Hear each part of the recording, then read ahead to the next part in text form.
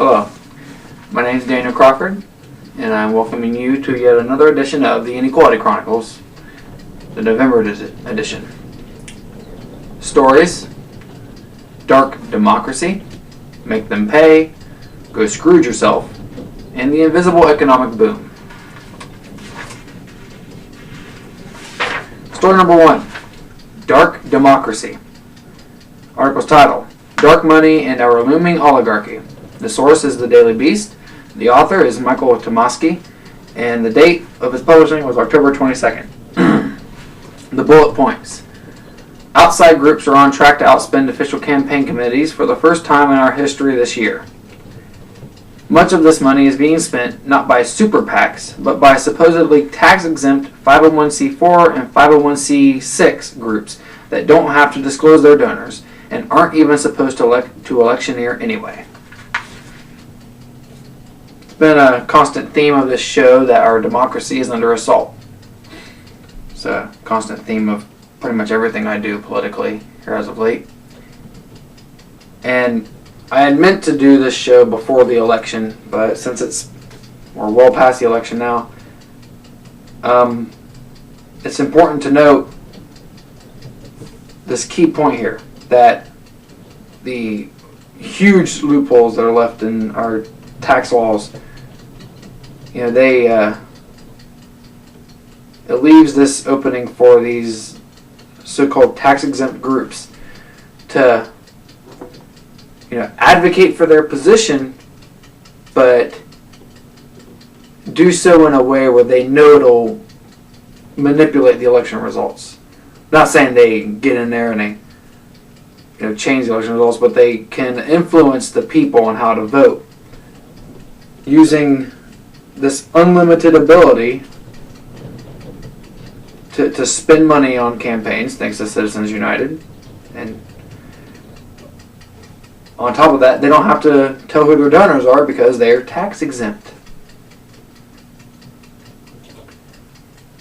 A key part of having a democracy is to have transparency. And that's not just for the government, it's for the whole election process.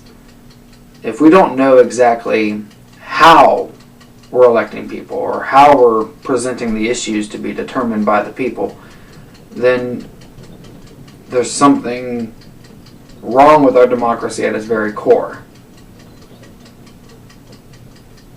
And to note that these outside groups, as of October 22nd, were on track to spend more than the official campaign committees of candidates on the actual campaign.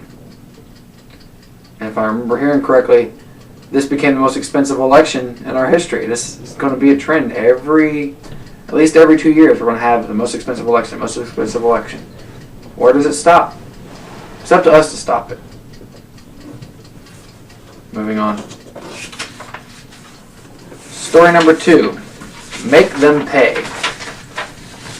Article's title: Economists say we should tax the rich at 90%.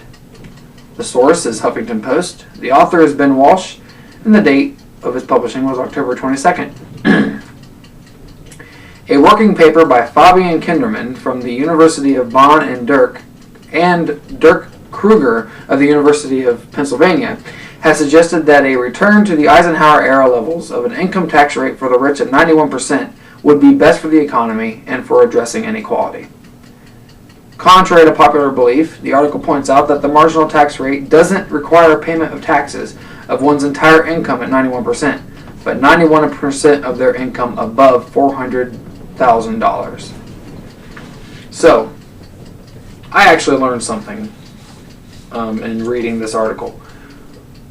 I had always assumed, through my ignorance, that when you make $400,000 a year or whatever, that back in the 1950s, those people were getting charged 91% for their entire income. But apparently that's not the case. It's for every dime made over that $400,000 mark. That's something that we need to educate people more about.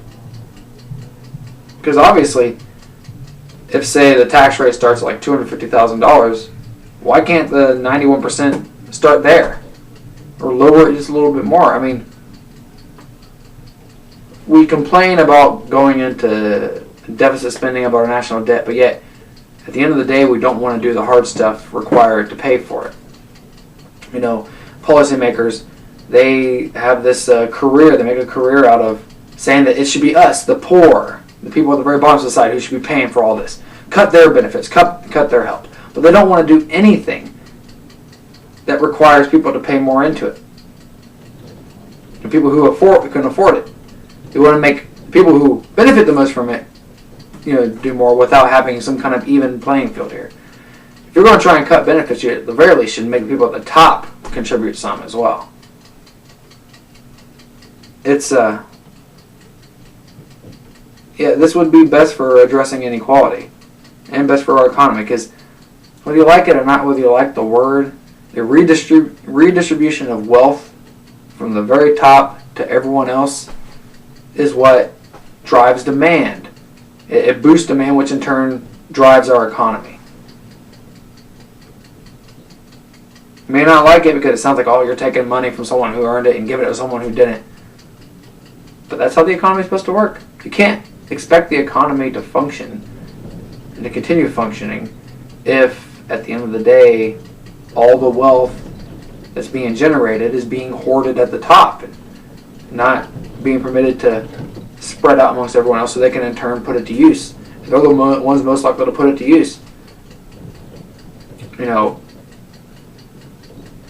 If you had someone who has $1 billion, they're not likely to spend that $1 billion. They're not going to spend all of it, for sure, but they're not likely to spend it anytime soon. But if you take that same $1 billion and you spread it throughout the population, throughout the poor and the lower middle class especially, what's going to happen to that $1 billion? It's going to get spent. That's going to be $1 billion put back into the economy. Because it's not going anywhere when it's at the top, except for just sitting in a bank, because they don't have to spend it. Not all of it. Just a fraction. Now, it's time for obscene wealth to come to an end. Moving on. Story number 3. Go Scrooge yourself. The article's title, From Lagging Job Creation to Lower Charity Giving, the Wealthy Give Less Back to Society. Source is The Guardian. The author is Susan McGee. The date of its publishing was October 9th. And the bullet points are as follows. According to a study by the Chronicle of Philanthropy, which used data from the IRS, the wealthiest 1% recently gave only 4.6% of their wealth to charity, compared to the poorest giving 16.6% of theirs.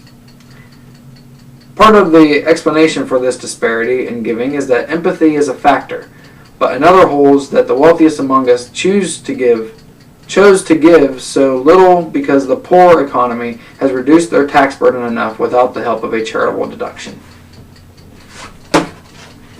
It's a matter of motivation. What motivates you to contribute back to society? Not all of the wealthy are selfish, and there's quite a few examples of wealthy people who are very much the exact opposite. Wealthy people who seemingly want to get rid of all their wealth, or at least a huge chunk of it. I don't know what they claim in taxes, but at the very least it seems like they try to put as much of their wealth back into good causes as possible. I'm not going to mention any names, just pretty sure you could find out who. But then there are, I guess, most of the wealthy who say, if it helps me with my tax deductions, then yeah, I'll do it. And that's the problem. There's this weird dichotomy here. You have selfishness and greed, well, pretty much the same thing, and you have selflessness, empathy.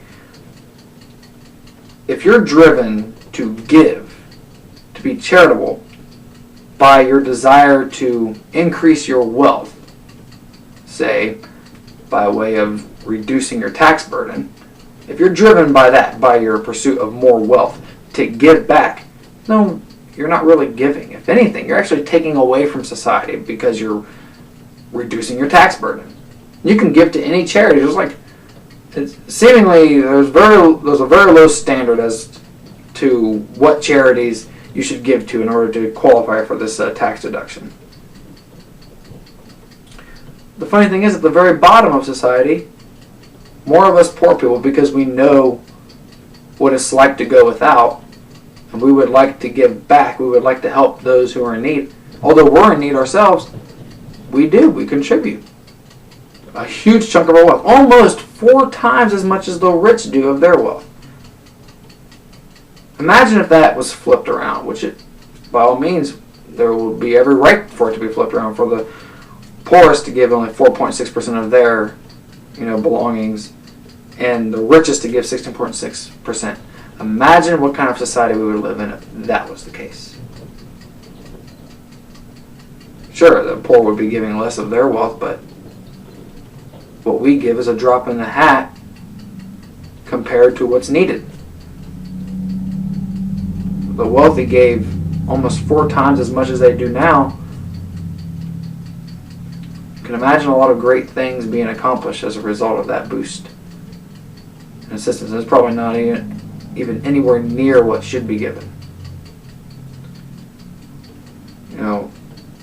This is part of our need to figure out what kind of society, what kind of world we want to live in, whether we want to live for ourselves or live for others, live for the individual or live for the collective, for the greater good of all. If you ask me, it's better to dispense with your selfishness and just think about what others need. Moving on for our final story. Story number 4. The Invisible Economic Boom. The article's title, America's Dual Economy. Source is CNN. The authors are Heather Long and Patrick Gillespie. And the date of its publishing was November 7th. Bullet points. Our median weekly earnings are just about where they were 7 years ago at this time, while a middle-class family has seen little progress in almost 2 decades. The number of long-term unemployed citizens is still alarmingly high for a post-recession economy. All the gains supposedly enjoyed by the masses are getting absorbed by the rising cost of living. Meanwhile, the stock markets are enjoying record highs. I didn't even have to read any of those bullet points.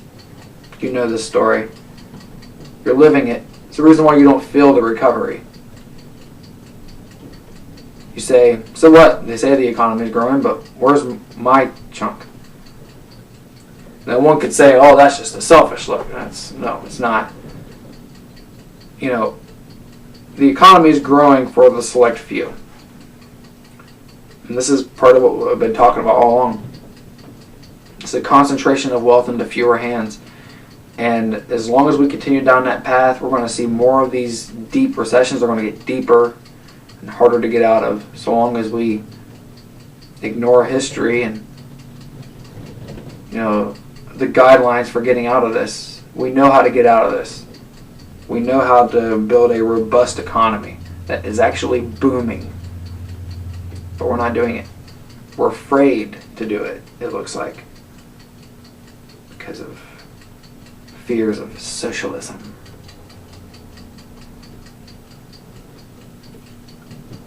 The reality is, we need to put those record highs in the stock market to good use, and make them put their money where their mouth is, so to speak.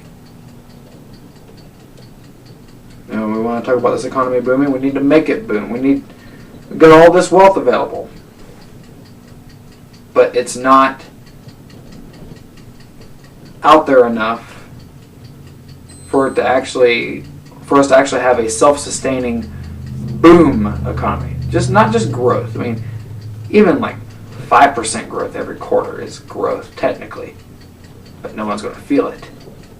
And granted, now we're celebrating having this boom, it looks like, because we've had several consecutive quarters of economic growth above 2%.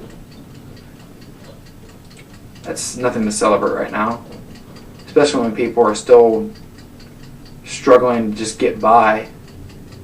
And if people have to work 2 or 3 jobs just to get by, that is a sad statement of our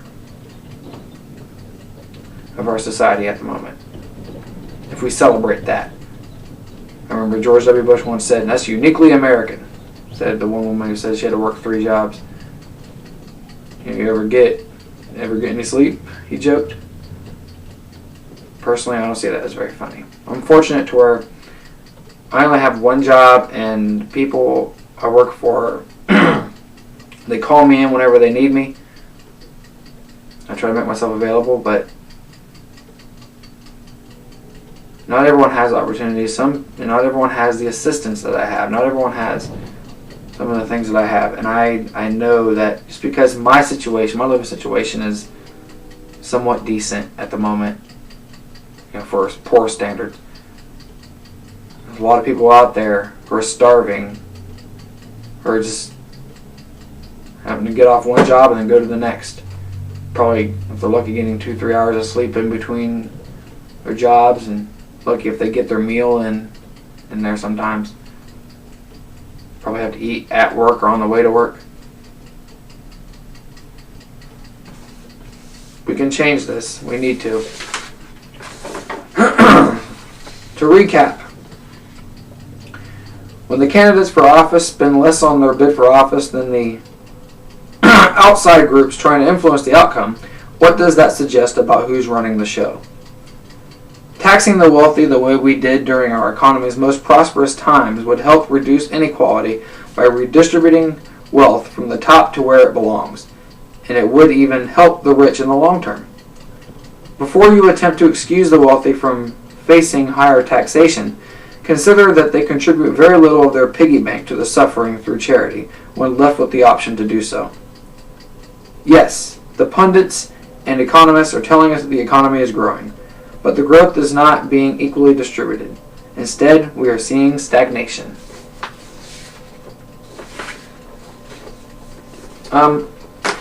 Before I continue to encapsulate all this, let me just point out that I may not have a show for December. There's a lot that's going to be going on personally for December. I almost didn't make this show in time for November, but I made it a point to get it done. Sometimes it gets pretty hard to look for these articles, especially when the media is just so full of all these good news here, and I don't want to have too many repeat stories, but I don't want you to tire of this. These are important issues that need to be discussed. Our economy, our political system, our tax system, there's just something amiss about all this. We're not doing enough to ensure our prosperity. We're not doing enough to guarantee that we will continue to lead the world in progress. And it's not just us. This inequality is far-reaching. It is reaching across the globe. But we're leading the way in this. But we can lead the way in the opposite direction, towards a world that is more united behind this common purpose of lifting all boats. I mean, it doesn't do us any good as a society just to let every man and woman, child fend for themselves. Search for your own greatness there. Pursue your dreams and don't care about anyone else's needs. That's not the value. Those are not the values that I want to teach my children. And I certainly don't want any other young people thinking that that's the appropriate way to live life. That's the appropriate way to interact with others. Because it's not. We can do better as a society. We can do better as a species. We need to fix our democracy. We need to fix our tax code. We need to fix our economy. We need to make all of these things work for the people as a whole. if we don't address inequality, then we're pretty much we are setting the stage for the collapse of what we've come to know as civilization of society. And that sounds so alarmist, I know, but civilization as we've come to know it now is heavily dependent on an appropriate flow of economic and political power. You know, if we want democracy to work, we have to make sure that it actually works for the people, which is what democracy is supposed to be all about. Otherwise, we're feeding the beast and giving rise to an oligarchy, or even worse, a plutocracy. No. In tax code, we want it to work properly and pay the bills appropriately. We need to make sure that the people who have the ability to pay actually pay. I personally prefer a system where everyone pays a little bit whenever they can. But of course, if you're going to cause people to be homeless by making them pay, then all you're doing is you're boosting the costs for society in the long run. It's part of the reason why I'm assuming why we don't have everyone pay into it. That's why I would like it. That's why a living wage would be preferable. You'd have even less people who would be on the dole. More people who would be contributing to paying our bills. But if we continue to foster this design wherein people are paid chicken feed, if anything at all, or spending years unemployed, if we continue to promote this type of design, then things are just going to get worse.